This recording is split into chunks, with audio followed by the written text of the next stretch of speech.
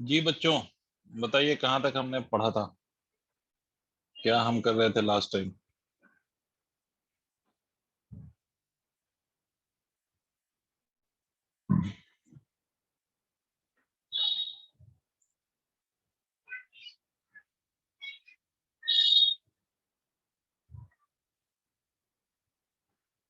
हमने sir LCR मुझे series कुछ एनालिसिस करे थे। एलसीआर सीरीज सर्किट में कहाँ तक करा था सर?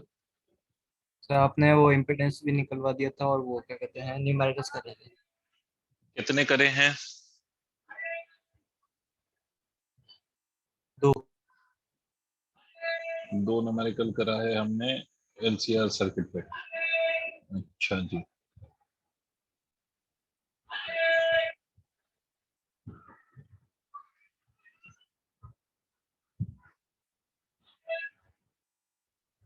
एक मिनट रुकिए।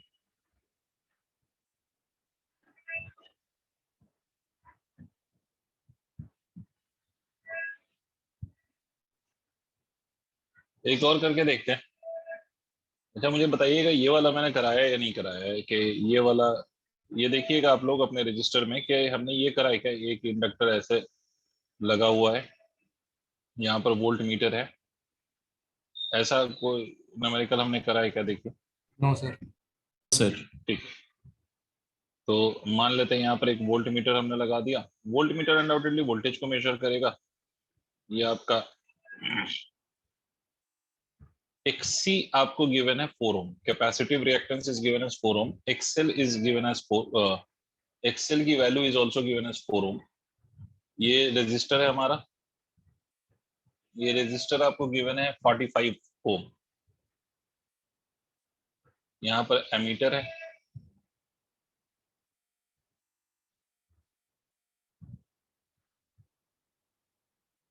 ऑल्टरनेटिंग सोर्स का जो वोल्टेज आपको दे रखा है क्वेश्चन में, दैट इज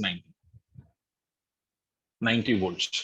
अब आपसे क्वेश्चन क्या कह रहा है, what the question demands is what will be the reading in the voltmeter and ammeter of the circuit shown. आपको सिर्फ रीडिंग बतानी है। किसकी रीडिंग बतानी है? तो reading of voltmeter and ammeter बतानी है इस केस में, इस सर्किट। करिए, what will be the reading of voltmeter and ammeter, please try to solve.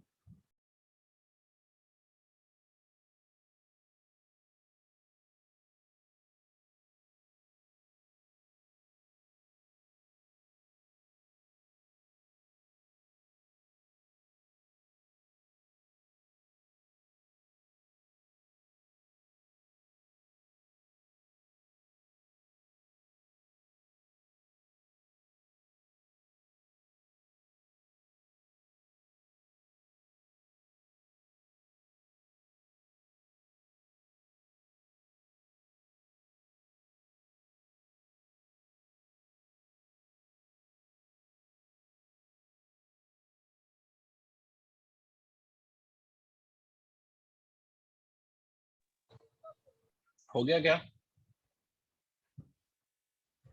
First of all, what would be the impedance of this circuit, तो बता सकता है मुझे?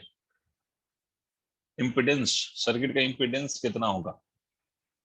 तो भाई अगर मुझे रीडिंग ऑफ एमीटर 45। और वोल्टमीटर निकालना है तो पहले तो मुझे करंट चाहिए ना, और करंट चाहिए तो इम्पीडेंस चाहिए सर। इम्पीडेंस अगर आप देखेंगे तो सिंपली 45 ही होगा। कैसे सर? तो हमें मालूम है impedance of LCR circuit is written as XL minus of XC the whole square plus of R square. Because in this case XL और XC इक्वल है, तो अगर इक्वल है तो XL minus of XC will be 0। तो you will just be left with the under root of R square. Under root R square को हम R लिख सकते हैं, that is equal to 45 Om.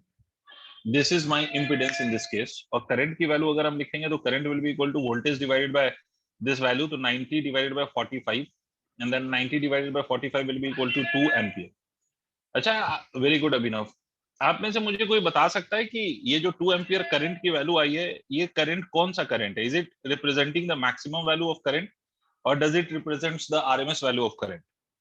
RMS ये value. RMS. RMS, very good. तो ये RMS value of current है। अब आपसे कहता है कि वोल्टेज अक्रॉस इंडक्टर और कैपेसिटर चाहिए, तो एक बात तो क्लियर है सर कि इसके अक्रॉस अगर मुझे वोल्टेज चाहिए तो voltage across the inductor plus voltage across the capacitor would be the net voltage. और ये वोल्टेज कैसे निकलेगा, तो हमें मालूम है कि XC और XL अगर कनेक्टेड हैं तो उस केस में voltage across the inductor and capacitor taken together will be written as XL minus of XC।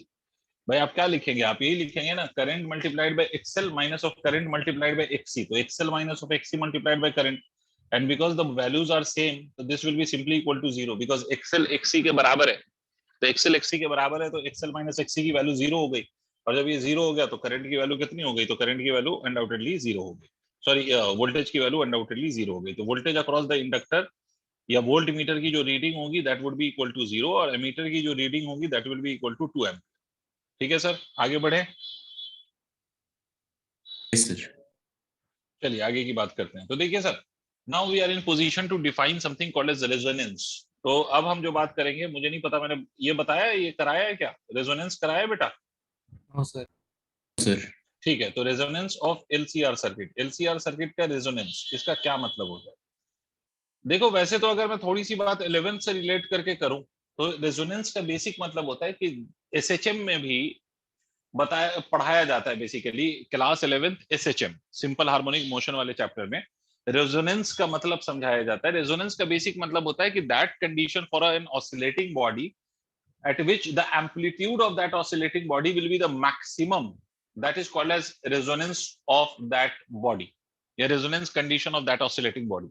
मैं फिर से रिपीट कर रहा हूं, देखो अगर कोई बॉडी ऑसिलेट कर रही है तो वो कुछ फ्रीक्वेंसी के साथ ऑसिलेट कर रही होगी, मगर एक ऐसी कंडीशन जिसमें वो अपने मैक्सिमम पॉसिबल फ्रीक्वेंसी के साथ ऑसिलेट करने लग जाए उसको हम रेजोनेंस कंडीशन कहते थे SHM, क्लास 11th SHM। वैसे यहां पर रेजोनेंस का क्या मतलब है, तो रेजोनेंस ऑफ LCR सर्किट का मतलब है कि वो कंडीशन ऑफ LCR सर्किट जिसमें current flowing through the LCR circuit will be the maximum possible current. मतलब उस पर्टिकुलर LCR सर्किट में वो कंडीशन जब मैक्सिमम पॉसिबल करंट उस सर्किट में फ्लो करने लग जाए तो that is basically called as resonance condition of LCR circuit. Sir क्या मतलब हुआ सर इसका? इसका मतलब ये हुआ कि करंट की वैल्यू आपको मालूम है कि E डिवाइडेड बाय इंपीडेंस लिखते हैं, where impedance is written as XL minus of XC का whole square plus of R square. अब देखो यहाँ पर जो करंट है ऑब्वियस सी बात है कि इंपीडेंस बढ़ाओगे तो current flowing in the circuit कम होगा, और इंपीडेंस को कम करोगे तो current flowing into the circuit will be more. तो अगर आप इंपीडेंस को कम करते हैं तो करंट ज्यादा होगा, इसका मतलब डिनोमिनेटर को आप मिनिमाइज करोगे तो करंट मैक्सिमाइज होगा, यही तो सिंपल सा कॉन्सेप्ट है। अब सर्किट आपको LCR ही रखनी है, मतलब उसमें इंडक्टर भी है, कैपेसिटर भी और रेजिस्टर भी है, एंड उस LCR सर्किट का जो हमें करंट चाहिए वो करंट हमें मैक्सिमम चाहिए। तो ये तो तभी पॉसिबल हो सकता है जब इस डिनोमिनेटर को हम मिनिमम करें। और इस डिनोमिनेटर को कैसे मिनिमम कर सकते हैं, तो इंडिविजुअली आप ना तो XL को 0 कर सकते हो because if there is an inductor it will have inductive reactance, if there is capacitor it will have capacitive reactance, if there is resistor it will have some resistance. तो individually आप तीनों में से किसी को भी 0 नहीं कर सकते, बट हाँ डिनोमिनेटर को मिनिमम करने के लिए आप एक काम ये कर सकते हैं कि sir XL minus of XC को 0 कर सकते हैं। आप डिनोमिनेटर को 0 करने के लिए मिनिमम करने के लिए आप क्या कर सकते हैं, तो आप कर सकते हैं कि XL माइनस ऑफ XC को 0 कर सकते हैं। सर XL माइनस XC का डिफरेंस है ना, ये डिफरेंस ले रहे हो तो क्या ये 0 हो सकता है? बिल्कुल हो सकता है, because XL which is the inductive reactance that also depends on the frequency, और XC which is the capacitive reactance वो भी फ्रीक्वेंसी ऑफ AC पे डिपेंड करता है। तो बिकॉज ये दोनों AC की फ्रीक्वेंसी पे डिपेंड करते हैं तो इसको वेरी किया जा सकता है by varying the frequency of the source. अगर आप AC के सोर्स की फ्रीक्वेंसी को वेरी करो तो XL भी वेरी होगा और XC भी वेरी होगा, and a moment you will get when XL will exactly become equal to XC, and in that case XL minus of XC will become 0. So resonance condition of LCR circuit is achieved when XL is equal to XC। मतलब क्या हो कि अगर XL becomes equal to XC तो ये XL minus of XC will be equal to 0, यही हो जाएगा। और ये जो कंडीशन है इस कंडीशन में हम कहेंगे कि सर्किट हमारी क्या कर रही है, सर्किट रेजोनेट कर रही है। रेजोनेंस कंडीशन कह सकते हैं हम इसको, क्या कह सकते हैं, तो रेजोनेंस कंडीशन कह सकते हैं। और इस केस में जो आपका करंट होगा that current will be simply equal to E divided by R, and obviously अब देखो इस केस में आपको अगर ध्यान से देखो तो आपको ये देख के खुद ही समझ में आ रहा है कि I इज इक्वल टू कितना है, I is equal to E by R है, तो I इज इक्वल टू अगर E बाई आर है तो I is equal to E by R का I इज इक्वल टू कितना हो गया, I is equal to E by R हो गया। तो E बाई आर में R तो मतलब इम्पीडेंस की वैल्यू सबसे कम तो यही हो सकती है R, ठीक है। तो ये आपका जो करंट होगा that will be the maximum possible current that will flow into the circuit, और इसी को हम क्या नाम देंगे, इसी को हम resonance condition of LCR circuit का नाम देंगे। तो लिखिए जो मैं लिखा रहा हूं, LCR circuit is said to resonate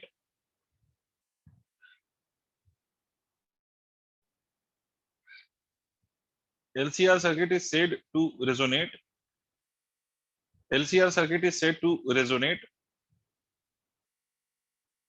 when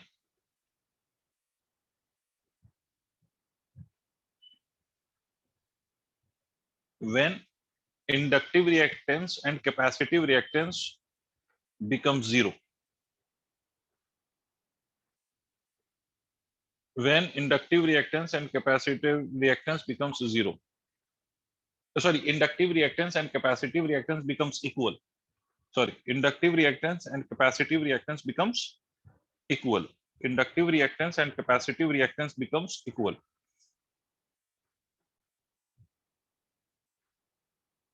आगे लिखिए, in the resonance condition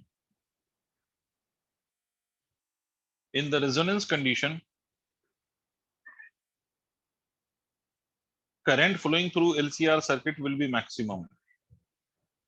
In the resonance condition current flowing through LCR circuit will be maximum. In the resonance condition current flowing through LCR circuit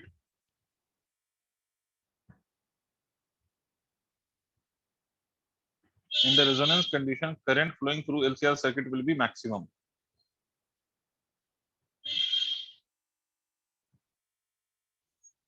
देख लिया, in the resonance condition current flowing through LCR circuit will be maximum. लिख लिया? Yes sir. Yes sir. इसमें एक note लिखिए, note.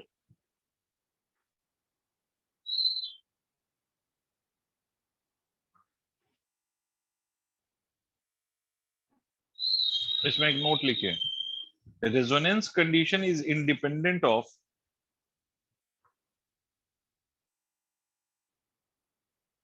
resonance condition is independent of resonance condition is independent of the value of resistance. Resonance condition is independent of the value of resistance. Resonance condition is independent of value of resistance. मतलब resistance पे resonance का कोई dependence नहीं है। वह resonance condition कब achieve होगा वो सिंपली किस पे डिपेंड करेगा, एक्सएल और एक्ससी पे। उसका कोई लेना देना रेजिस्टेंस के साथ नहीं है। आगे लिखिए, but current flowing in resonance condition but current flowing in resonance condition depends on resistance. But current flowing in resonance condition depends on resistance.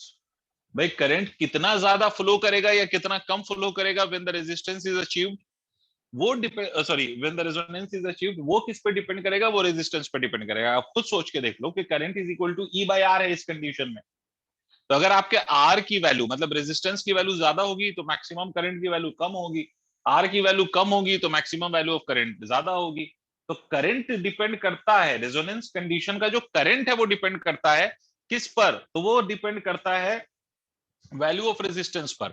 But resonance condition की वैल्यू कब मिलेगी आपको, वो रेजिस्टेंस पे डिपेंड नहीं करता है, वो रेजिस्टेंस पे डिपेंड नहीं करता है। लिख लिया सर, वो रेजिस्टेंस पे डिपेंड नहीं करता है, वो रेजिस्टेंस पे डिपेंड नहीं करता है। नेक्स्ट पॉइंट लिखिए, एक और पॉइंट लिखिएगा, एक और पॉइंट लिखिएगा, एक और पॉइंट लिखिएगा, एक और पॉइंट लिखिए। इन resonance condition, in resonance condition, in resonance condition current and voltage will be in same phase. In resonance condition current and voltage will be in same phase. In resonance condition, current and voltage will be in same phase. In resonance condition, current and voltage will be in same phase. क्या मतलब sir? भाई resonance condition में circuit में सिर्फ और सिर्फ क्या रह गया, एक्सएल और एक्सी मिलकर जीरो हो गया। तो रेजोनेंस कंडीशन में आपका जो एलसीआर सर्किट है वो रेजिस्टिव सर्किट की तरह बिहेव करता है। नहीं आया समझ में ना? भाई एलसीआर सर्किट अपने आप में एक अलग सर्किट है और रेजिस्टिव सर्किट अपने आप में एक अलग सर्किट है। याद करोगे हमने पढ़ा था pure resistive circuit. Pure resistive circuit का मतलब होता था कि जब सिर्फ सर्किट में एक रेजिस्टर हो, और जब भी रेजिस्टर होगा तो करंट और वोल्टेज सेम फेज में होंगे। बोलो हाँ या ना? सर इस केस में, इस कंडीशन में इंडक्टर भी है और कैपेसिटर भी है, बट रेजोनेंस कंडीशन में एक्सएल और एक्सी का डिफरेंस जीरो हो जाता है। तो सर्किट सिर्फ कैसे बिहेव करती है, although it is LCR circuit, but it will start behaving like just a resistive circuit. और ये because it will just behave like a resistive circuit, तो हमें मालूम है कि रेजिस्टिव सर्किट में करंट और वोल्टेज हमेशा क्या होंगे सर? सेम फेज में होंगे।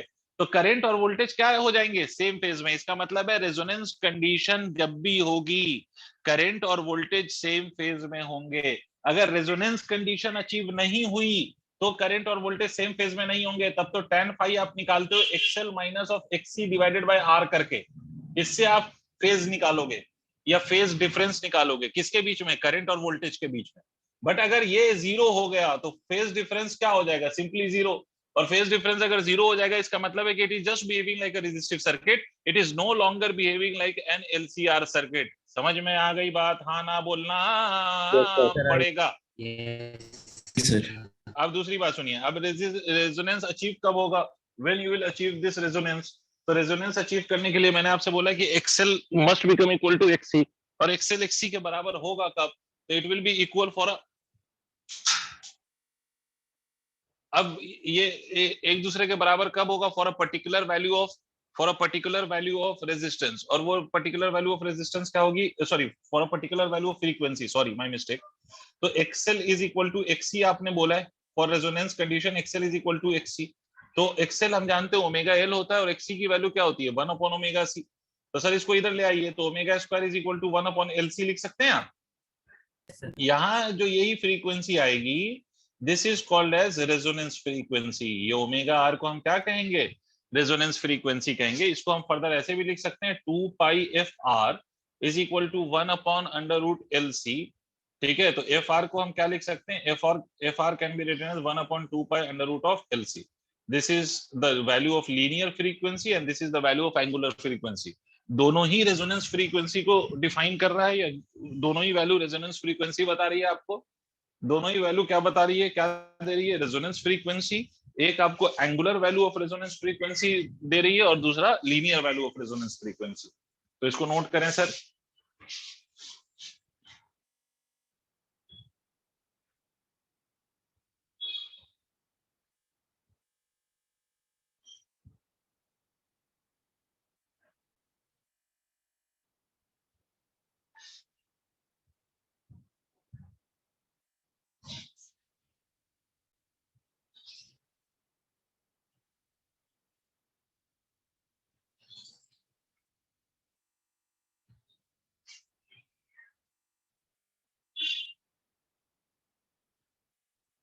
Then yes sir. चलो एक दो और क्वेश्चन करते हैं, फिर उसके बाद हम रेजोनेंस कर्व समझेंगे, क्वालिटी फैक्टर समझेंगे। तो उससे पहले लेकिन एक दो और क्वेश्चंस करे जाएं।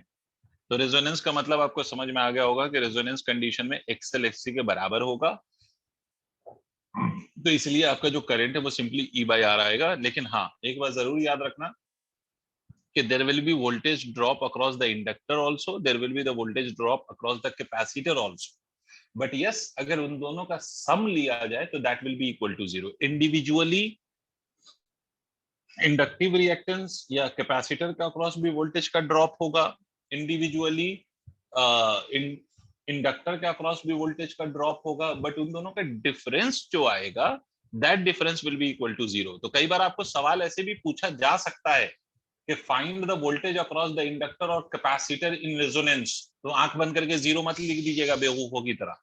ठीक है, हाँ दोनों का सम अगर पूछ ले तो जीरो आएगा। जैसे अभी हमने क्वेश्चन करा था ना उसमें देखो एक्सएल एक्सी के इक्वल था, अभी जो लास्ट क्वेश्चन हमने करा है, तो हमारा जो वोल्टेज आया था, जो वोल्ट मीटर रीड करेगा वो 0 है, बट इसका ये मतलब नहीं है कि इंडिविजुअली इंडक्टर के अक्रॉस या इंडिविजुअली कैपेसिटर के across voltage is 0।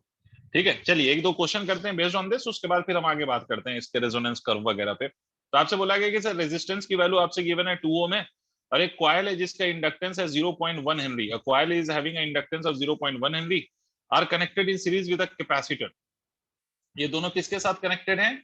Are connected in series with a capacitor. R और कैपेसिटेंस की वैल्यू आपको नहीं दी हुई है इस क्वेश्चन में। Are connected in series, series में कनेक्टेड हैं, series with a capacitor, with a capacitor, capacitor के साथ आपने इन दोनों को सीरीज में कनेक्ट कर दिया है। अब आपका सवाल क्या कहता है? सवाल आपसे ये कहता है कि भाई, और ये जो सोर्स का वोल्टेज है, voltage of the source is equal to 200 volts, और इसकी जो फ्रीक्वेंसी है, frequency is equal to 50 hertz is given in the question. आपसे क्वेश्चन में पूछा क्या जा रहा है? The capacitance of the capacitor so the circuit resonates. पहला पार्ट आपसे पूछा गया capacitance of capacitor so that circuit resonates, circuit क्या करे? रेजोनेट करे। दूसरा पार्ट आपसे पूछा जा रहा है the current and voltage across the capacitor in resonance. The current and voltage across capacitor, capacitor in resonance. और क्वेश्चन में आपको खुद दिया हुआ है कि take pi is equal to 3। Pi की वैल्यू आप कितना ले लीजिए? 3। सॉल्व करिए तो बेटा, आप कर सकते हैं, मुझे पूरी उम्मीद है। Just solve it and just tell me the answer.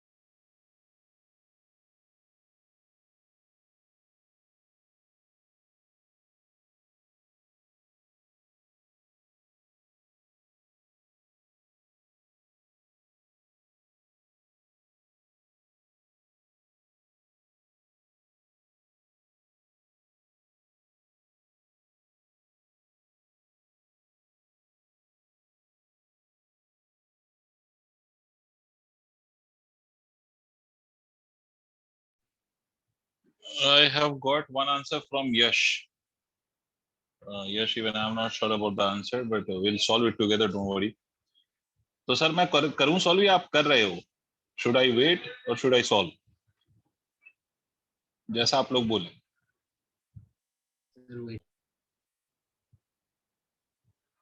Asia, yes sir, भेज दिया। भेज दिया। You have given me 100 ampere and 0. I don't know why you have sent me the answer as 0. अभी मैंने बहुत प्यार से बहुत कायदे से समझाया कि in resonance condition voltage across either of the capacitor और of the inductor will not be zero. अब यही समझाया था, याद करो। मैंने ये बोला कि हाँ, net voltage across the capacitor and inductor taken together will B zero, but individually zero नहीं होगा। और मुझे आपने एक आंसर जीरो भेजा है, तो इसका मतलब है कि there is something wrong in that answer. चलिए मैं Yes, sir. बताता हूँ। भाई आपसे एक पहली बात तो ये कह रहा है वो कि what would be the value of the capacitance. तो एक बात तो क्लियर है बेटा कि यहाँ पर जो फ्रीक्वेंसी है फिक्स कर दी गई है। फ्रीक्वेंसी फिक्स है, मतलब resonance frequency in this case is fixed, और उसके अकॉर्डिंग आपको capacitance of the capacitor select करना है so that you get the resonance. समझ में आई बात? देखो, दो पॉसिबिलिटी हो सकती है, दो काम कर सकते हैं हम, कि आइदर आप कैपेसिटेंस फिक्स कर दें, तो फिर you will select the value of frequency so that your circuit starts resonating, या फिर उल्टा ये कर दें कि आप फ्रीक्वेंसी को फिक्स कर दीजिए and then according to the frequency you select the value of capacitance so that your circuit starts resonating. तो दो पॉसिबिलिटी हो सकती है। यहां पर फ्रीक्वेंसी को फिक्स कर दिया है ना 50 हर्ट्ज, इसीलिए तो आपसे कह रहा है कि इस 50 हर्ट्ज पे सर्किट रेजोनेट करे, उसके लिए what should be the value of the capacitance. तो देखिए सर, कुछ नहीं करना, आपको मालूम है कि कैपेसिटेंस मैंने अभी बताया था, frequency is equal to 1/2πfc, ऐसा कुछ बताया था अभी। ओमेगा आर की वैल्यू हमने √1/LC लिखा था ना। Yes sir.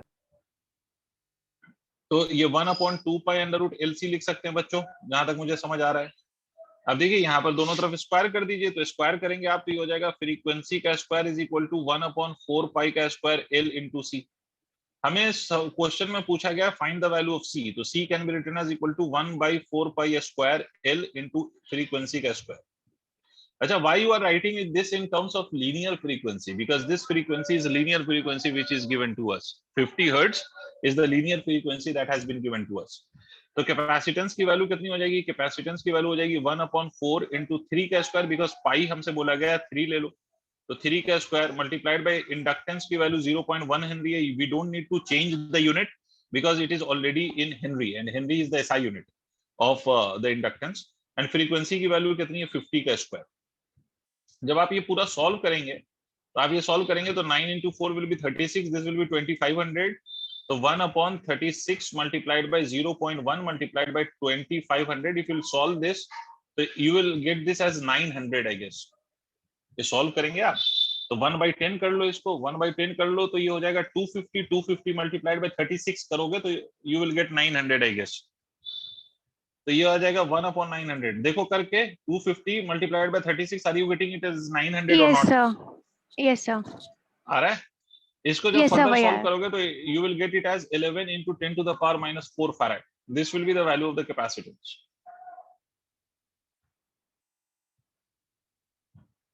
The capacitance that you are going to get is 11 into 10 to the power minus 4 farad in this case। सक्षम 9000 नहीं होगा Saksham, it will be 900 I guess, क्योंकि 0.1 into 2500 करो तो 250 हो जाएगा, और 250 को आप मल्टीप्लाई करिए 36 से, 250 को मल्टीप्लाई करिए 36 से। अरे 9000 आ रहा है, सॉरी, नहीं, Saksham is correct, it is coming out to be 9000। Yes yes yes, it will be 9000। तो 9000, तो ये कितना हो जाएगा? 11 into 10 to the power minus 5 आ जाएगा फिर मेरे हिसाब से। देखो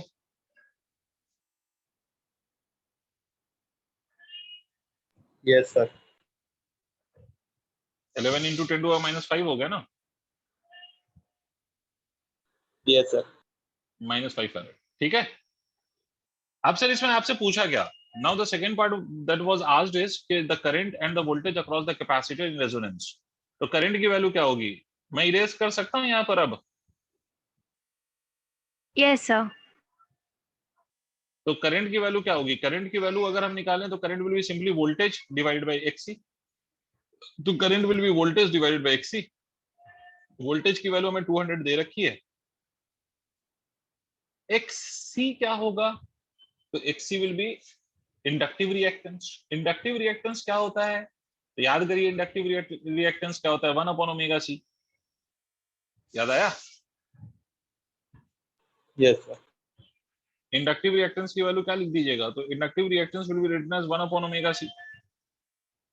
नहीं, current capacitance, the current and voltage across the capacitor. अच्छा, कैपेसिटर के अक्रॉस पूछ लिया ना इसने, तो अगर कैपेसिटर के अक्रॉस पूछ लिया, सर्किट में नहीं पूछा। अब देखो, इसमें एक्सी करने की जरूरत नहीं है, वोल्टेज डिवाइडेड बाय रेजिस्टेंस करेंगे। क्यों करेंगे ऐसा? ऐसा क्यों करा हमने? करंट बराबर V बाई R। सर वो रेजोनेटिंग सर्किट है। रेजोनेटिंग सर्किट है, और रेजोनेंस जब भी अचीव होगा तो current will be voltage divided by resistance. Inductive reactance लिखने की कोई जरूरत नहीं है। तो करंट की वैल्यू कितनी हो जाएगी? Current will be equal to 100 ampere. Asiya, did you understand why did I write this as resistance? Why didn't I write it as XC? Asiya, Yes, sir.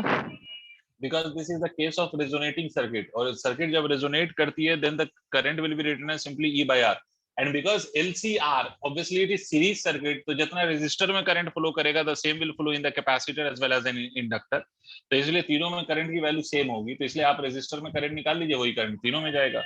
अब आपसे कहता है voltage across the capacitor, तो कुछ नहीं करिए, current multiplied by क्या करेंगे आप? करंट मल्टीप्लाइड बाय, अब XC आपको करना पड़ेगा। अब आपको इंडक्टिव रिएक्टेंस से कैपेसिटिव रिएक्टेंस से मल्टीप्लाई करना पड़ेगा। तो कैपेसिटिव रिएक्टेंस की वैल्यू क्या लिखेंगे आप? 1/2 pi into F multiplied by C.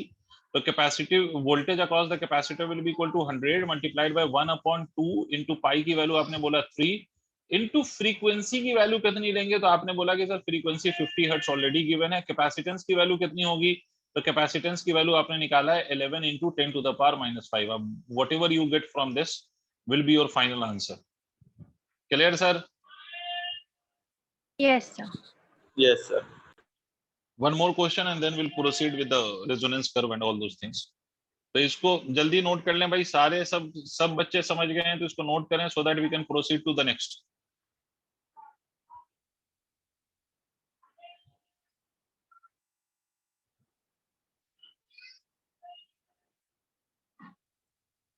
Afan, can I erase this now? Manaswin, Afan. Yes, sir. ठीक है, तो मैं इरेज कर रहा हूँ। We move to the next question now. ये फिर से आप लोग ट्राई करेंगे। क्वेश्चन इज दिस वे कि आपसे बोला है resistor is equal to 400 ohm. आपसे कह रहा है कि capacitive reactance of this is equal, capacitor is equal to 200 ohm. आपसे कहता है कि ये दोनों हमने सीरीज में कनेक्ट कर दिया, are connected in series, connected in series across 200 volt 50 hertz supply, 200 volt 50 hertz supply, ठीक है, AC source. If the current in the circuit is, आपसे कहता है करंट सर्किट में 0.50 एम्पियर है। सर्किट में जो करंट फ्लो कर रहा है दैट इज 0.50 एम्पियर। तो आपको पूछा क्या गया है? पूछा गया आपसे फाइंड, दो चीजें पूछी जा रही हैं इसमें, voltage across the resistor and capacitor, voltage across resistor and capacitor, और दूसरा जो पॉइंट आपसे पूछा जा रहा है वो पूछा जा रहा है value of inductance required so the voltage and current are in phase. Voltage, sorry, value of inductor required so that current and voltage are in phase। करो सर, पहले तो आपको वोल्टेज बताना है रेजिस्टर और कैपेसिटर के अक्रॉस, पहले ये बताना है, कम से कम ये तो बता दो, उसके बाद मैं सेकंड पार्ट में बता दूंगा।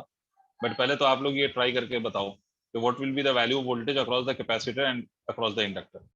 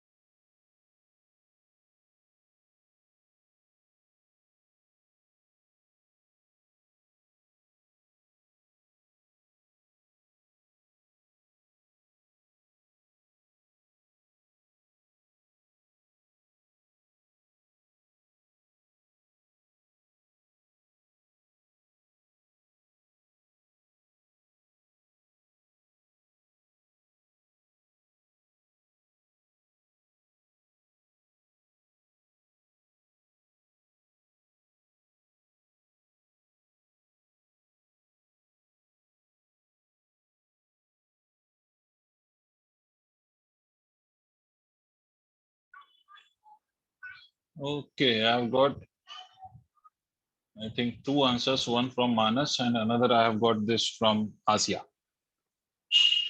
चलो, let me check. तो सर इसमें तो पहली बात, इस क्वेश्चन में जो पहला पार्ट है, इट डजंट सेज दैट कि दिस सर्किट इज रेजोनेटिंग और this circuit is in resonance, ये यहाँ पर नहीं गिवन है। इसका मतलब ये है कि भाई आपको जो करंट गिवन है उससे डायरेक्टली आप निकाल दीजिए एक्सएल और एक्ससी। तो आपको बोला है वोल्टेज अक्रॉस द रेजिस्टर, तो voltage across the resistor will be equal to I multiplied by R. तो सिंपल सी बात है कि आई की वैल्यू 0.50 है मल्टीप्लाइड बाय आर, आर की वैल्यू कितनी है, तो that is equal to 400। If you solve this you will get this 200 volt. This will be the voltage across the resistor. Now what is the next case? The next is the voltage across the capacitor. तो capacitor के across भी जो current की value है that will be 0.5 multiplied by the capacitive reactance which is 200. So that will be equal to 100 volt. Absolutely correct by Manas and Asia. अब इसके second part पे आते हैं, and you need to understand this second part. You will have to understand this second part. Second part में आपसे वो क्या कह रहा है, value of the inductor required. भाई आपसे वो पहले ही कह रहा है कि रेजिस्टर और कैपेसिटर ऑलरेडी सीरीज में है, और नेक्स्ट पॉइंट वो आपसे ये कह रहा है कि भाई आपको ये बताना है कि what would be the value of the inductor required so that कि इस सर्किट में करंट और वोल्टेज क्या हो, तो करंट और वोल्टेज सेम फेज में हो जाए। ठीक है, कोई मुझे आप में से बता सकता है कि सर अगर इसमें हमने इंडक्टर लगा दिया तो ये सर्किट एलसीआर होगा या नहीं होगा? हाँ ना बोलो बच्चों।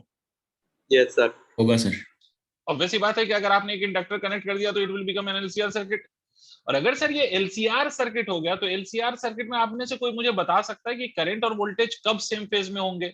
What would be that particular condition in which current and voltage will be in the same phase? Anybody? XL equals to XC। Very good, अभी बताया है भाई, जिनको नहीं पल्ले पड़ा वो सुने। अभी मैंने साफ साफ समझाया था कि current and voltage will be in the same phase when the circuit will start resonating, because in that case circuit resistive circuit की तरह behave करेगी, तो सेम फेज में आ जाएंगे। तो इसका क्या मतलब? इसका मतलब वो आपसे कह रहा है कि भाई इंडक्टेंस की वैल्यू बताओ, ताकि ये दूसरा तरीका हुआ आपको ये पूछने का। मतलब आपसे क्वेश्चन में डायरेक्टली भी पूछा जा सकता था कि इंडक्टर की वैल्यू बताओ ताकि ये जो हमारी सर्किट है वो रेजोनेट करे, या तो आपसे ऐसे पूछ लेता। आपसे इसने ऐसे नहीं बोला, आपसे वो उल्टा कह रहा है कि आपसे वो कह रहा है कि भाई इंडक्टर की वैल्यू बताओ सो दैट कि हमारा जो करंट है और हमारा जो वोल्टेज है वो सेम फेज में हो। तो इसका भी यही मतलब हुआ, because it will become LCR circuit, because already आपका रेजिस्टर और कैपेसिटर सीरीज में है। तो अगर रेजिस्टर और कैपेसिटर ऑलरेडी सीरीज में है और उसमें इंडक्टर कनेक्ट कर दोगे तो एलसीआर सर्किट बन गया। और ये पूछ रहा है कि भाई हमें दोनों किस में चाहिए, तो सेम फेज में चाहिए। तो अगर आपको सेम फेज में चाहिए तो सीधी सी बात ये हो गई कि ये जो सर्किट है वो क्या क्या कर रही होगी, रेजोनेट। और रेजोनेट करने के लिए हमें मालूम है कि एक्सएल किसके बराबर होना चाहिए, एक्सी के बराबर होना चाहिए। तो आपको, या आपको उसने सिर्फ एल पूछा है, तो एल की वैल्यू के लिए हम क्या लिख सकते हैं? तो हमने अभी लिखा था भाई, अगर आपको याद हो तो मैंने कहा था omega R is equal to 1/L under root L C. तो इसको मैं ऐसे भी लिख सकता हूँ कि 2 पाई एफ आर का square is equal to 1/LC, या मैं सिंपली, सक्षम कह रहा है 0.06 henry, let me check Saksham, even I am not sure. ठीक है, तो इस पे हम ये लिख सकते हैं कि L की वैल्यू कितनी हो जाएगी, 1/4 पाई स्क्वायर एफ आर का स्क्वायर मल्टीप्लाइड बाई सी। अब इसकी वैल्यू हम कैलकुलेट करेंगे तो देखिए L इज इक्वल टू 1/पाई की वैल्यू भी यहाँ भी ना 3 ले लो, भले मैं क्वेश्चन में मेंशन करना भूल गया। अच्छा, इसका ये मतलब नहीं कि एग्जाम में भी तुम जबरदस्ती 3 ले लेना पाई की वैल्यू। एग्जाम में अगर वो 3 लेना होगा तो they will provide you the value of pi as 3, और नहीं लेना होगा तो वो कुछ नहीं कहेंगे। तो उस केस में आपको पाई को 3.14 ही लेना है। But just to keep the simplification easy, I am taking the value of pi as equal to 3।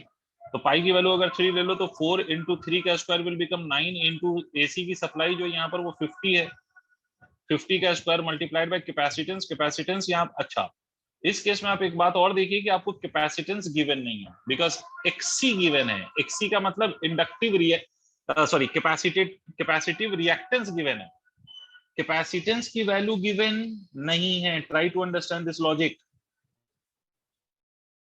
Yes sir. मुझे यहाँ पर कैपेसिटेंस पुट करना पड़ेगा, and to put this capacitance what I am supposed to do, anybody, can anyone tell me?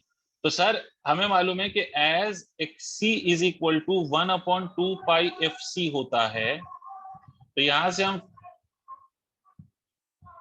FC होता है, तो यहां से हम कैपेसिटेंस की अगर वैल्यू निकालना चाहते हैं तो कैपेसिटेंस को हम लिख सकते हैं 1/2 पाई f मल्टीप्लाइड बाई XC। तो कैपेसिटेंस को हम लिख सकते हैं 1/2 multiplied by 3 into F50। XC हमें गिवन है 200। इसको अगर हम सॉल्व करेंगे तो ये कितना हो जाएगा सॉल्व करके 6 इंटू 50 300। Capacitance will become 1/60,000। देखो तो 6 इंटू 10 टू द पावर 4 आ रहा होगा। इस वैल्यू को आप यहाँ सब्स्टिट्यूट करिए। Once you will substitute this value here, finally will get the result.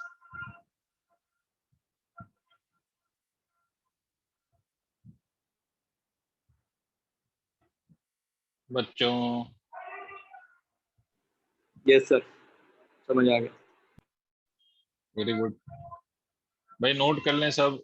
देखो जरूरी नहीं है कि वो आपसे हमेशा यही कहे कि भाई सर्किट को रेजोनेट कराना है तो एल या सी की वैल्यू बताओ। तो ये भी कह सकता है कि एल और सी की वैल्यू बताओ in the LCR circuit so that current and voltage are in the same phase. तो दोनों का एक ही मतलब होगा कि सर्किट को रेजोनेट कराना। इसको नोट कर लीजिए तो बताइए, तो आगे बढ़ते हैं। Done sir. ओके ठीक है, if it's done let us proceed further. अब ये तो हमने रेजोनेंस समझ लिया, अब इस पे हम कर्व की बात करेंगे। तो टॉपिक डालिए resonance curve and quality factor. इसका कर्व हम डिफाइन करेंगे, उसको हम कहते हैं, उसी की चर्चा हम करेंगे। तो लिखिए resonance curve and quality factor. अब देखिए रेजोनेंस का कर्व का क्या मतलब है कि a graph basically, curve basically यहाँ पर क्या है तो ग्राफ है। किसका ग्राफ है तो आई विल टेल यू कि it's basically the graph between the current and the resonance frequency, और द यू कैन सिंपली से फ्रीक्वेंसी। मतलब करंट और फ्रीक्वेंसी के बीच अगर हम ग्राफ ड्रॉ कर लें तो उसी को हम रेजोनेंस कर्व का नाम देते हैं। अब इसका क्या मतलब है सर, तो देखिए आपको एक बात मालूम है कि सर आपका जो करंट है that would be the maximum possible current. Maximum possible current कब होगा, तो मैक्सिमम पॉसिबल करंट तब होगा जब आप रेजोनेंस फ्रीक्वेंसी को अचीव करेंगे। मतलब जब आपकी frequency will be exactly equal to resonance frequency, तो current in the circuit will be maximum. But sir अगर आपकी फ्रीक्वेंसी आपने रेजोनेंस फ्रीक्वेंसी से ज्यादा कर दी या आपने रेजोनेंस फ्रीक्वेंसी से कम कर दी अपनी फ्रीक्वेंसी को, तो अनडाउटेडली आपको एक बात पता है कि करंट क्या करेगा, डिक्रीज करेगा। बिकॉज रेजोनेंस फ्रीक्वेंसी पे अगर हमारा करंट मैक्सिमम है तो on either side of the resonance frequency आपका जो करंट है वो क्या कर जाएगा, तो अनडाउटेडली दैट विल डिक्रीज। और अगर करंट डिक्रीज करेगा तो करंट कैसे डिक्रीज करेगा उस बात को हम लोग देख लेते हैं, करंट कैसे डिक्रीज करेगा। ठीक है, तो चलिए लेट अस अंडरस्टैंड दिस। अब देखिए हम चाहे रेजोनेंस फ्रीक्वेंसी, अपनी फ्रीक्वेंसी को रेजोनेंस फ्रीक्वेंसी के बियॉन्ड इंक्रीज करें या हम उसके बियॉन्ड डिक्रीज करें, हमारा करंट डिक्रीज ही करेगा on either side of resonance frequency. और कैसे डिक्रीज करता है, तो इट डिक्रीज सिमेट्रिकली। मतलब जैसे फ्रीक्वेंसी को बढ़ाने पे जैसा डिक्रीज आएगा वैसे ही फ्रीक्वेंसी को घटाने पे डिक्रीज आएगा। बेसिकली आपका करंट और वर्सेस फ्रीक्वेंसी का अगर ग्राफ ड्रॉ करोगे आप इन एलसीआर सर्किट, तो आपका जो ग्राफ है या कर्व है वो इस तरह का मिलेगा आपको। This will be maximum at resonance frequency and either side of the frequency और करंट विल डिक्रीज। ठीक है, क्लियर है ये बात। अब ये जो करंट है ये इसका पीक, मतलब इस ग्राफ का पीक कितना ज्यादा होगा वो इस बात पे डिपेंड करेगा कि भाई कितना ज्यादा करंट सर्किट में फ्लो कर रहा है। तो more is the current in the circuit, more would be the peak, है ना। अब करंट किस पे डिपेंड करता है, तो रेजिस्टेंस पे डिपेंड करता है इन the case of LCR circuit. तो सेम एलसीआर सर्किट में सेम रेजोनेंस के केस में आप अगर रेजिस्टेंस को चेंज कर दो तो आपके करंट की वैल्यू चेंज होती जाएगी एट रेजोनेंस। क्लियर है। तो आपके जो रेजोनेंस कर्व है ना उस कर्व का भी पीक चेंज होता जाएगा। क्या मतलब हुआ सर, इसका मतलब ये हुआ कि मान लीजिए कि आप करंट वर्सेस फ्रीक्वेंसी का ग्राफ ड्रॉ कर रहे हो इन 3 डिफरेंट केसेस ऑफ रेजिस्टेंस। तो हमेशा याद रखो कि if you change the resistance, resonance frequency will not change. Resonance frequency जो है वही रहेगी, आप रेजिस्टेंस को चाहे कितना भी बढ़ा लें कितना भी घटा लें। किस पे फर्क पड़ेगा, फर्क पड़ेगा करंट पे, कि करंट आपका उस रेजोनेंस कंडीशन में करंट कितना ज्यादा फ्लो कर रहा है या कितना कम फ्लो कर रहा है, उस पर फर्क पड़ेगा। ठीक है, क्या मतलब हुआ सर इसका? इसका मतलब हुआ कि मान लीजिए अगर आपका करंट, सॉरी, आपका जो रेजिस्टेंस है अगर वो बहुत कम है तो आपका जो पीक होगा ना, पीक वो सबसे ज्यादा होगा। अगर आपका रेजिस्टेंस थोड़ा ज्यादा हो गया तो पीक थोड़ा कम हो जाएगा और ये फ्लैट ज्यादा हो जाएगा, और अगर और कम हो गया तो और फ्लैट हो जाएगा। दिखा आप लोगों को? फ्लैट समझ पा रहे हो ना, फ्लैट और पीक। लेकिन तीनों केस में रेजोनेंस फ्रीक्वेंसी की वैल्यू सेम रहेगी। ये जो है ये वाला सबसे ऊपर वाला जिसका पीक सबसे ज्यादा है, मतलब जो सबसे कम फ्लैट है, मतलब जिसका की नोक सबसे ज्यादा है, पॉइंटेड है सबसे ज्यादा, तो इसमें हम कह सकते हैं कि this has a low resistance. देखो रेजोनेंस फ्रीक्वेंसी सबके लिए सेम है, बट रेजोनेंस फ्रीक्वेंसी पे जो करंट मिलेगा वो सब में अलग अलग होगा डिपेंडिंग ऑन द रेजिस्टेंस। इसको मैं कह सकता हूं कि दिस इज मॉडरेट रेजिस्टेंस। और ये जो तीसरा केस है इसको मैं कह सकता हूं हाई वैल्यू ऑफ रेजिस्टेंस। ये हाई रेजिस्टेंस का केस है। ठीक है, इसका अब ये किसी भी रेजोनेंस कर्व का पीक कितना ज्यादा है या कितना कम है, मतलब how flat the curve is और how pointed the curve is, ये फ्लैट या पॉइंटेड कर्व का होना, इसको हम मेजर करते हैं बाय फैक्टर, और उस फैक्टर का नाम होता है बेटा sharpness of the resonance curve, और फर्दर उस शार्पनेस को हम मेजर करते हैं बाय क्वालिटी फैक्टर। ठीक है, तो पहले आप इसको नोट करें, मैं आगे बताता हूं।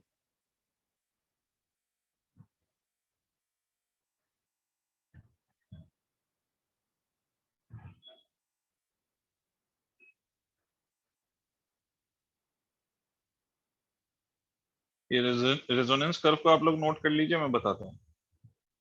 Done sir.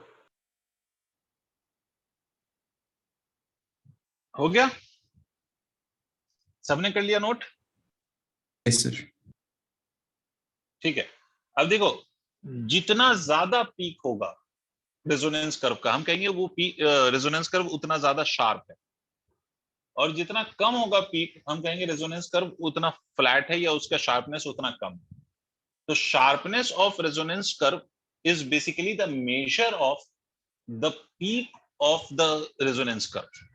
ठीक है, बात समझ में आ गई? शार्पनेस का मतलब समझ में आ रहा है मैं क्या कह रहा हूं? जैसे यहां पर जो तीन है, इन तीन में कौन सबसे ज्यादा शार्प है? तो सबसे ऊपर वाला। सबसे कम शार्प कौन है? सबसे नीचे वाला। सबसे ज्यादा फ्लैट है नीचे वाला, तो इसकी शार्पनेस सबसे कम है। क्लियर हो गई बात? अरे हाँ ना बोलो।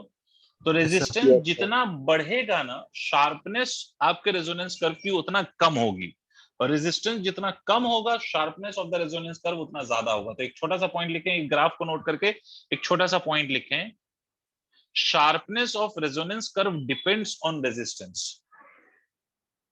Sharpness of resonance curve depends on resistance. Sharpness of resonance curve depends on resistance. आगे इसी में लिख लीजिए, higher is the resistance, higher is the resistance, less will be the sharpness. Higher is the resistance, less will be the sharpness.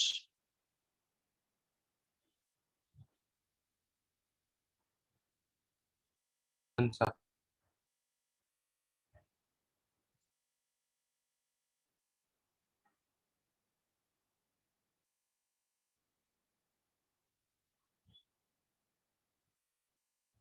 चलो अब सुनो, अब इस शार्पनेस को मेजर करने के लिए हम लोग एक क्वांटिटी, एक कोफिशिएंट डिफाइन करते हैं which is called as quality factor.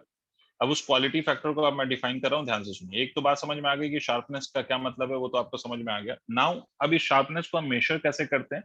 तो we measure the sharpness by a quantity which is called as quality factor. मतलब इन नॉर्मल वे हम ये कह सकते हैं कि quality factor is the measure of sharpness of resonance curve. तो quality factor क्या चीज है, कैसे डिफाइन करते हैं, इस बात को समझिए। Quality factor for a resonance curve, single point हम ये कह सकते हैं कि it is a measure of sharpness of resonance curve.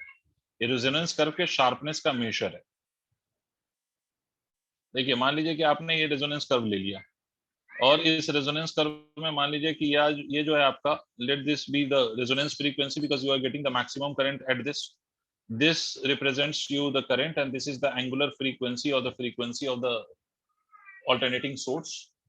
अब इस केस में ओमेगा आर आपको क्या रिप्रेजेंट कर रहा है? तो ओमेगा आर आपने बोला है कि sir omega R is the resonance frequency. अब आपको एक बात पता है कि अगर हम on either side of the resonance frequency अगर हम फ्रीक्वेंसी को बढ़ाएं या रेजोनेंस फ्रीक्वेंसी को कम करें तो in both of the cases we know that कि in both of the cases हमारा क्या होगा, हमारा करंट डिक्रीज होगा।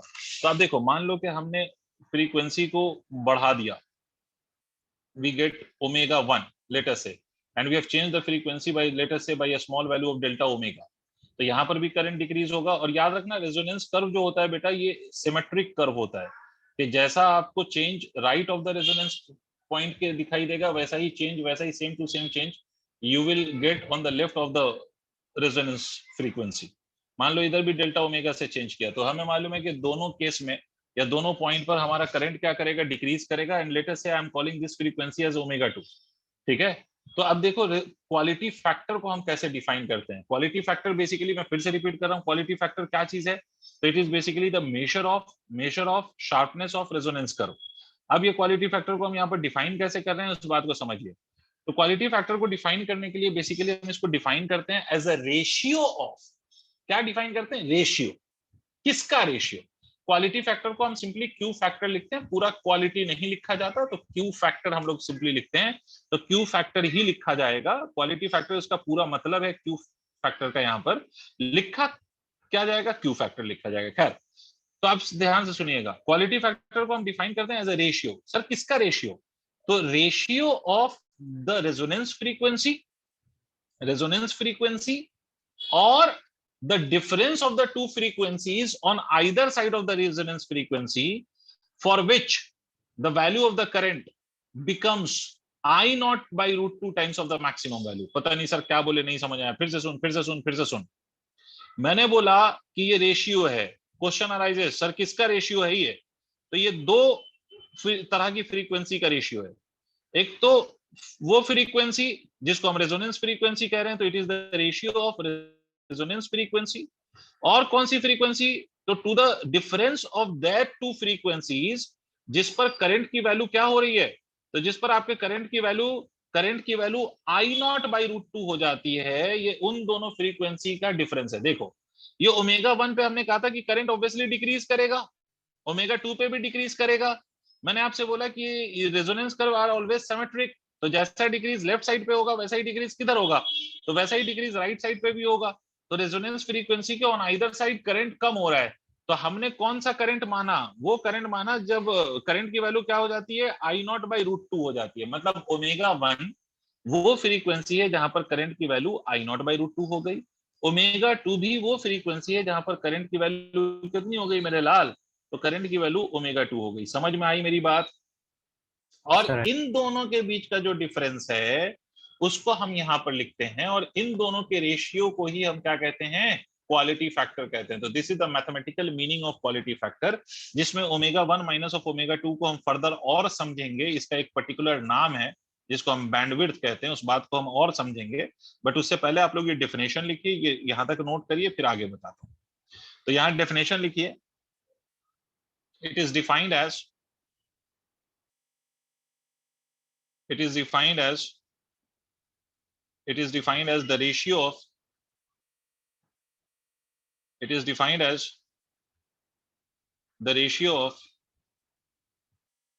resonance frequency. It is defined as the ratio of resonance frequency to the difference of frequencies on either side of resonance frequency, to the difference of frequencies on either side of resonance frequency, to the difference of frequencies on either side of resonance frequency, for which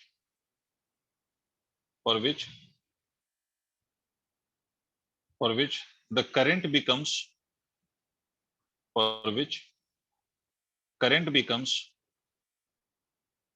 I naught by root 2, current becomes I naught by root 2 times of the maximum current. I naught by root 2 times of the maximum current. the current becomes I naught by root 2 times of maximum current. Current becomes I naught by root 2 times of maximum current.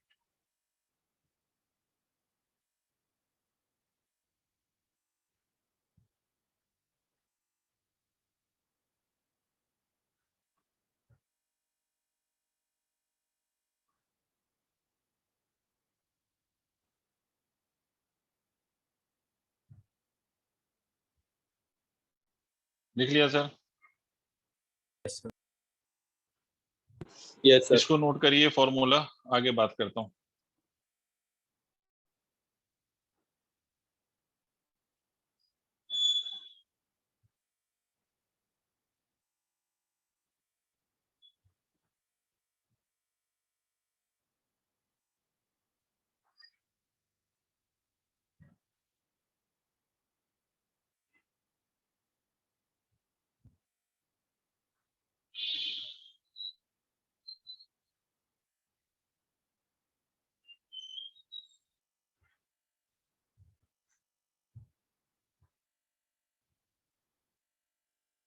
I think सबने note कर लिया होगा, तो आप सुने। ये यहाँ पर जो ओमेगा 1 और ओमेगा 2 आपने लिखा है, इसका भी अपना एक नाम है, and what is that? Let us understand that now. तो अब देखो सर, अगर आप यहाँ पर देखो, ओमेगा 1 को मैं ऐसे कह सकता हूँ कि omega 1 is nothing but omega 1 can be written as equal to omega R plus of delta omega. अगर आप ध्यान से देखें, मतलब रेजोनेंस फ्रीक्वेंसी में if you add up delta omega, तो आपको क्या मिल जाएगा? रेजोनेंस फ्रीक्वेंसी में आप डेल्टा ओमेगा को ऐड कर दीजिए, तो आपको क्या मिल जाएगा? ओमेगा 1 मिल जाएगा। ठीक है, इसी तरह से बेटा ओमेगा 2 को अगर आप लिखेंगे तो omega R minus of delta omega लिख सकते हैं। आई होप आपको समझ में आ रही हो मेरी बात। सही बच्चों? Yes, sir. Yes.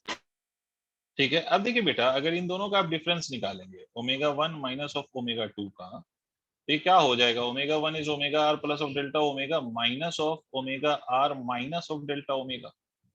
ये तो आ जाएगा। इसको सॉल्व करके देखिए तो omega 1 minus of omega 2 is equal to 2 delta omega. ये जो क्वांटिटी है ना, इसको हम कहते हैं बैंडविड्थ। मतलब ओमेगा 1 माइनस ऑफ ओमेगा 2 को एक और नाम दिया गया है, and it is called as bandwidth. ठीक है, ये बैंडविड्थ है। अब इस बैंडविड्थ से क्या मतलब समझ में आ रहा है सर? तो अभी मैं बताऊंगा क्या मतलब समझ में आया। ठीक है, this is given a name and that name is bandwidth. ठीक है, वी विल नाउ अंडरस्टैंड कि what can be predicted by bandwidth. तो देखो एक बात समझो, बैंडविड्थ अगर आप देखो तो ये क्यू फैक्टर को मैं ऐसे भी लिख सकता हूँ, Q factor can also be written as equal to what? तो omega R divided by 2 delta omega. मतलब इसको मैं ऐसे भी कह सकता हूँ कि this is the ratio of this is the ratio of what? So this can also be considered as the ratio of resonance frequency and the bandwidth. Bandwidth और resonance frequency के बीच का जो रेशियो है, उसको मैं क्या कह सकता हूँ? तो I can call it as quality factor. अब आपको एक चीज समझ में आ रही होगी कि क्वालिटी फैक्टर के केस में आपको एक बात समझिए कि बैंडविड्थ जितना ज्यादा होगा, तो अनडाउटेडली आपको पता है कि बैंडविड्थ जितना ज्यादा होगा, आपका जो क्वालिटी फैक्टर है उतना कम होगा, और क्वालिटी फैक्टर उतना जितना कम होगा, शार्पनेस उतनी ही कम होगी। समझ में आई बात? बैंडविड्थ ज्यादा होगा तो क्वालिटी फैक्टर कम होगा। पहले ये नोट करो, अगर नहीं समझ में आया मैं बताता हूं, पहले please note it down fast.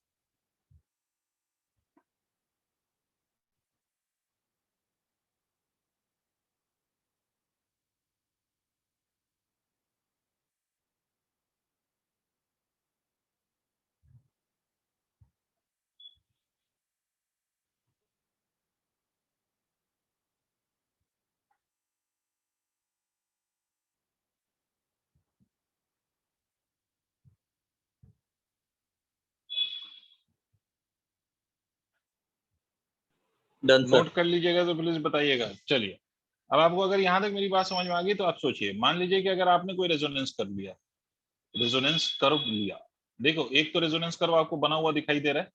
अगर मान लो मैं कोई दूसरा रेजोनेंस कर्व ले लूं इस तरह से, if I take some other resonance curve ऐसे, तो इसका वो वैल्यूज जहां पर आपका ओमेगा 1 और omega 2 for which the current becomes 1 by root 2 times of the initial value of maximum value of current. अगर आप देखो तो मुझे एक बात बताओ, इस वाले कर्व के लिए ओमेगा 1 माइनस ओमेगा 2 ज्यादा है, सेकंड वाले कर्व के लिए या फर्स्ट वाले कर्व के लिए? सब बताएंगे भाई। In which case do you think? Obvious सी बात है, सेकंड वाले कर्व के लिए ओमेगा 1 माइनस ओमेगा 2 ज्यादा है। ओमेगा 1 माइनस ऑफ ओमेगा 2 ज्यादा हो गया तो क्वालिटी फैक्टर कम हो गया ना। और क्वालिटी फैक्टर कम हुआ, और देखो इस कर्व को अगर आप देखो तो उतना ज्यादा फ्लैट भी दिखाई दे रहा है। तो इसका मतलब क्या हुआ, इसका मतलब यही हुआ कि क्वालिटी फैक्टर जितना कम होगा आपका जो शार्पनेस है उतना ज्यादा कम हो जाएगा। और क्वालिटी फैक्टर कम कब होगा, जब बैंडविड्थ जितना ज्यादा बढ़ेगा उतना क्वालिटी फैक्टर कम होगा, और उतना ही आपका जो रेजोनेंस कर्व है वो उतना ही फ्लैट हो जाएगा। ठीक है, और क्वालिटी बैंडविड्थ जितना कम होगा उतना शार्पनेस ज्यादा बढ़ेगा, और जितना शार्पनेस ज्यादा बढ़ेगा उतना ज्यादा आपके रेजोनेंस कर्व का पीक आएगा। समझ में आई बात? तो क्वालिटी फैक्टर से इनवर्सली रिलेटेड है आपका बैंडविड्थ। ठीक है, तो लिख लो, इसमें लिख लीजिए जो लिखा रहा हूं, higher is the bandwidth, higher is the bandwidth, less will be the quality factor. Higher is the bandwidth, less will be the quality factor, and less will be the sharpness of the curve. And less will be the sharpness of the curve. Higher is the bandwidth, less will be the quality factor, and less will be the sharpness of curve.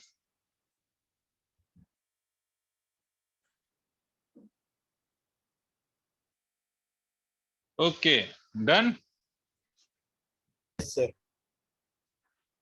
अब देखिए sir, यहाँ पर दो values आ रही हैं, एक है omega 1 और दूसरा है ओमेगा 2।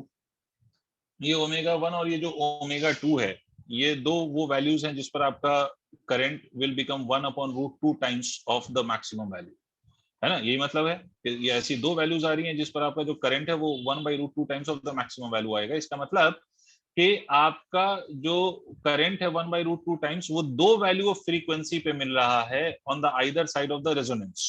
यही मतलब हुआ इसका। तो इसका मतलब है कि ओमेगा 1 और omega 2 will obviously be two different values जिसको हमें कैलकुलेट किया जा सकता है, and that can be calculated quadratically. But उसके कैलकुलेशन पे मैं नहीं जा रहा because you will not need that calculation. तो उसका जो रिजल्ट है, just you have to remember that result, कि उसका अगर हम उसको कैलकुलेट करते तो ओमेगा 1 और ओमेगा 2 ये जो दो आपको वैल्यूज दिखाई दे रही हैं जिसपे current becomes 1/√2 times of the maximum value, इन दोनों का डिफरेंस क्या होता है। और यही it is also another way of defining quality factor. Quality factor का एक तरीका तो डिफाइन करने का था in terms of resonance frequency and in terms of resonance frequency and क्या, एंड द बैंडविड्थ। और दूसरा तरीका एक और है डिफाइन करने का क्वालिटी फैक्टर को, जिससे आपको ओमेगा 1 माइनस ऑफ ओमेगा 2 को लिखने का भी तरीका पता चल जाएगा, अभी बताऊंगा। तो पहले लिख लीजिए, आपको मैं दूसरी डेफिनेशन लिखा रहा हूं क्वालिटी फैक्टर की, please write it.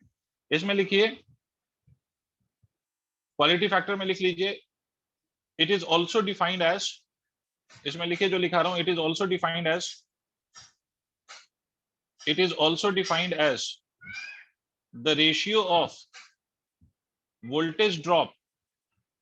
It is also defined as the ratio of voltage drop across inductor or capacitor at resonance, the ratio of voltage drop across resistor or capacitor at resonance,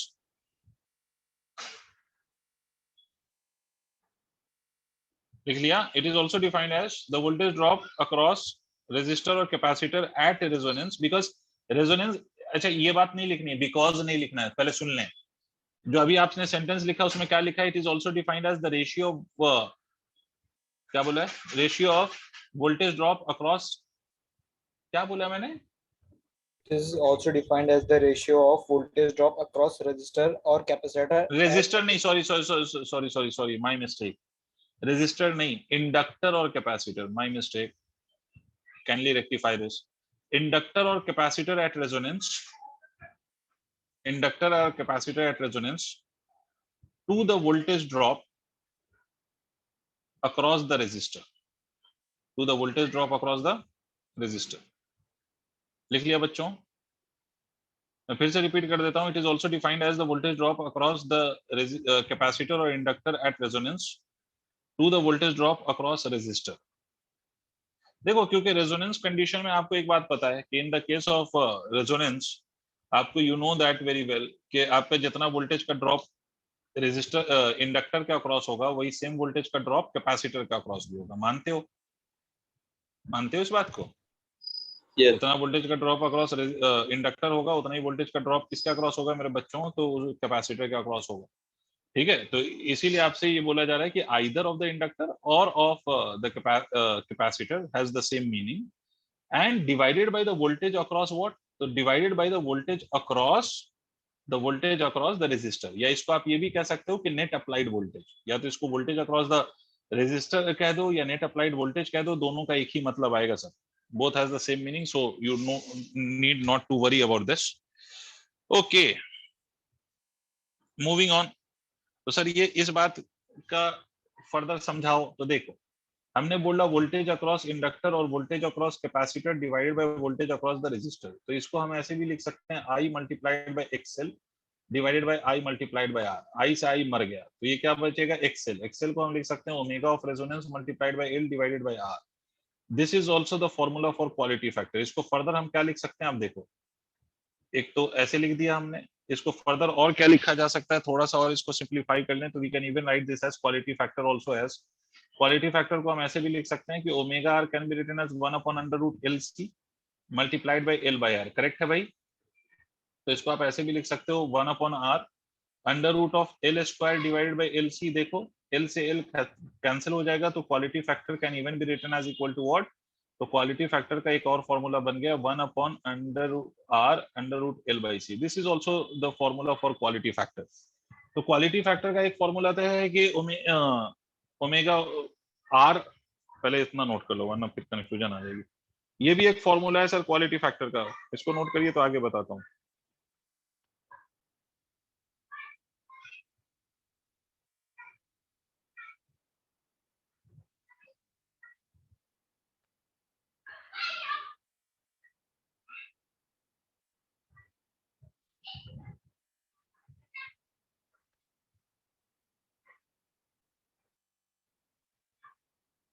Done, sir.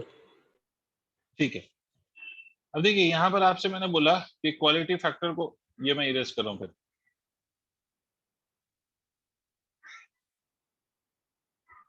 यहाँ से देखिए quality factor is equal to this. हमने इससे पहले quality factor को ऐसे भी लिखा है कि omega 1 minus of omega 2, sorry omega R divided by omega 1 minus of omega 2 भी लिखा है हमने। तो omega R divided by omega 1 minus of omega 2, this can even be written as equal to omega r multiplied by L divided by R। Omega r से omega r cancel हो गया, तो यहाँ से मैं ओमेगा 1 माइनस ऑफ ओमेगा 2 को r by L भी लिख सकता हूँ। ये याद रखिएगा, ये काम की चीज है।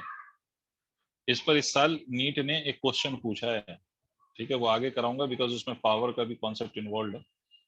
ठीक है, तो ये याद रखिएगा कि ये जो दोनों वैल्यूज होती है ना ओमेगा 1 और ओमेगा 2, जिस पर current becomes half of the maximum value, उन दोनों का अगर आप डिफरेंस निकालेंगे तो that difference is always equal to what, तो उसका जो डिफरेंस आता है वो R by L के बराबर आता है।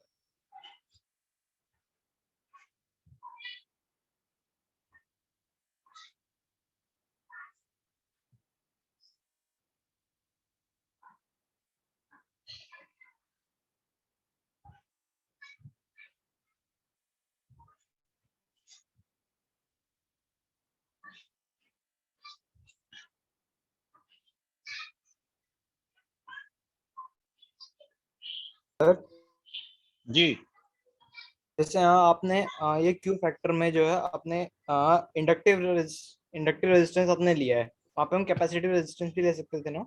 बिल्कुल बिल्कुल, उससे कोई फर्क नहीं पड़ता, आपको दोनों से रिजल्ट सेम आता है। देखो अगर आप इसको I XC ले लेते तो ये XC by R हो जाता।